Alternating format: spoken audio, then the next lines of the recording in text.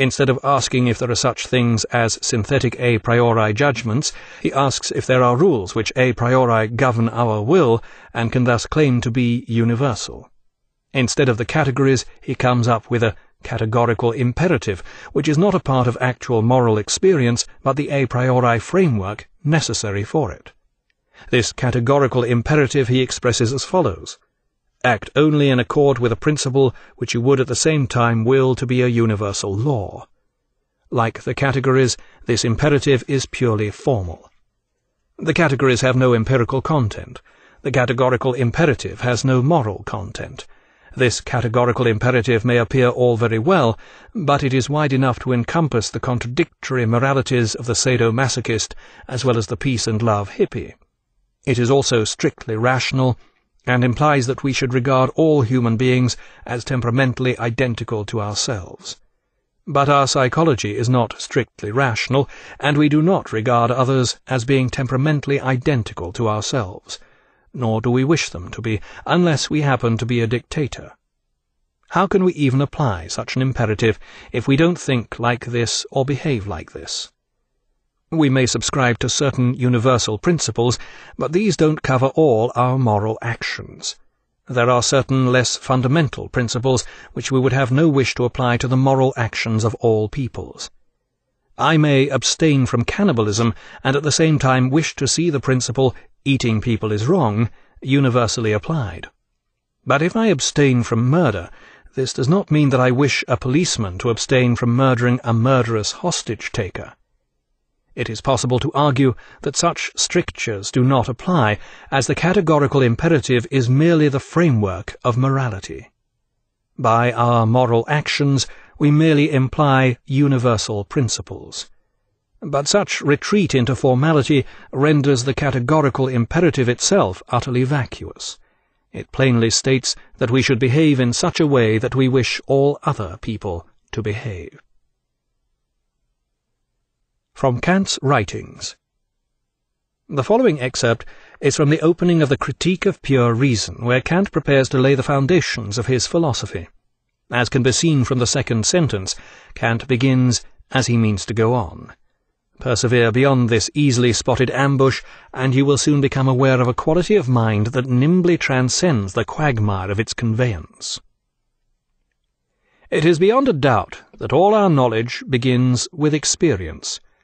For by what should our faculties be roused to act, if not by objects that affect our senses, and thus partly of themselves produce impressions, partly, again, bring the understanding itself into movement, in order to compare these, to join or disjoin them, and in this manner work up such crude material of the intimations of sense into a cognition or recognition of objects which is named experience. So far as time is concerned, then, no cognition of ours precedes experience, and with experience all our knowledge begins. Kant goes on to argue, though all our knowledge begins with experience, it does not follow that therefore it all derives from experience, for it is just possible that experience is itself a compound. It is just possible, that is, that there is experience besides what is due to the impression of sense, something in addition that comes from our faculties themselves, when merely acting because of impression, and in that case it would take long practice, it may be, to enable us to distinguish the latter and separate it from the former. He then asks, can there really be such component part of knowledge as is independent of experience, and indeed of any impression of sense whatever? Such component part of knowledge, did it exist, was alone to be termed truly a priori, and it would evidently stand in contradistinction to what other component part of knowledge is called empirical, the latter, namely, having its source only a posteriori, or in experience. Kant now goes further into the notion of a priori. The expression a priori, at the same time, is not precise enough to designate the entire sense of the preceding question. For of many a mere empirical fact we say that we know it a priori simply because we do not derive it directly from experience, but from a general rule, and this even notwithstanding that the rule itself may be so derived. For example, we say of a man that shall have undermined his house, he might have known a priori that it would fall in. He had no occasion to wait for the experience of the actual event. Nevertheless, he could not have known this absolutely a priori, for that bodies are heavy and consequently fall when their supports are withdrawn, this at least he must have known by experience beforehand. In what follows, therefore, we shall understand by cognitions a priori, not such as are independent of this or that experience, but such as are totally independent of any experience whatsoever. Opposed to these are empirical cognitions, or such as are only possible a posteriori, or from experience. Pure, again, are those a priori cognitions which are quite free from all and every empirical admixture.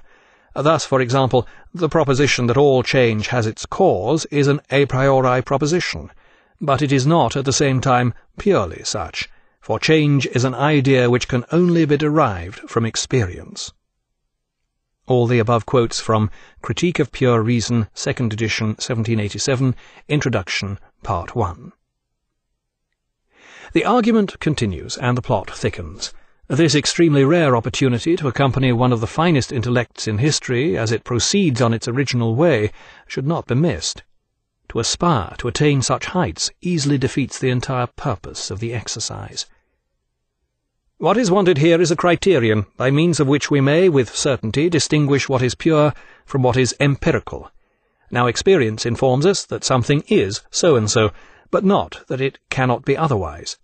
Firstly, then, should there be a proposition such that it is thought together with its necessity, then it is a judgment a priori, and, if underived from any other, absolutely a priori.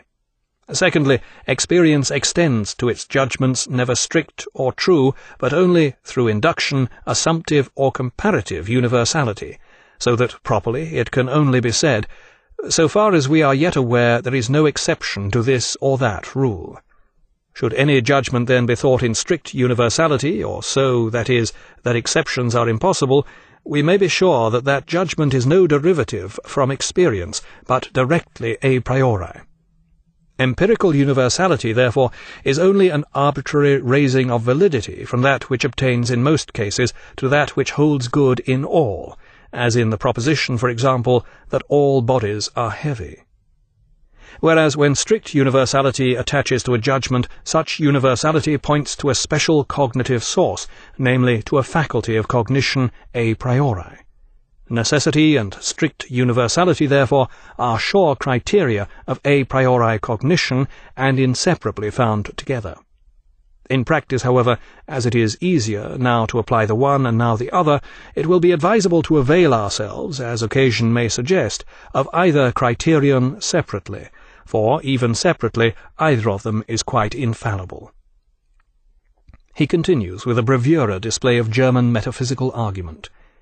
Like any good medicine, this should be taken slowly and repeatedly, only then do its efficacious qualities begin to emerge. Now, it is easy to show that there actually are in our knowledge such necessary and, in the strictest sense, universal, consequently pure a priori judgments. Would we have an example from science, we have only to turn to any proposition in mathematics, while as for the most ordinary common sense, there is obviously to hand, by way of instance, the proposition that every change must have a cause, where the very notion cause so manifestly implies necessity of connection with an effect, and strict universality of rule, that it would be altogether lost did we derive it, like Hume, from our conjoining what simply follows with what simply precedes through the mere habit of experience, and the consequent simple custom of connecting ideas, where the necessity could only be subjective. Besides demonstrating the actual existence in our knowledge of principles a priori by a reference to fact, we might even a priori prove as much. We might demonstrate, that is, the indispensable necessity of such principles to the very possibility of experience. For how should there be any certainty in experience were all the rules in it only empirical and consequently contingent? It was hardly possible, evidently, to allow any such rules the name of first principles. But it may suffice here to have demonstrated the fact of the possession of pure cognition on our part, together with the signs of the latter.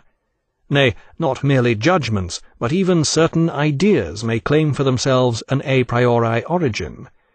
Suppose in the case of our empirical idea of a body, we successively withdraw all its empirical constituents, such as colour, consistency, weight, even impenetrability, we shall still find it impossible to withdraw the space it occupied.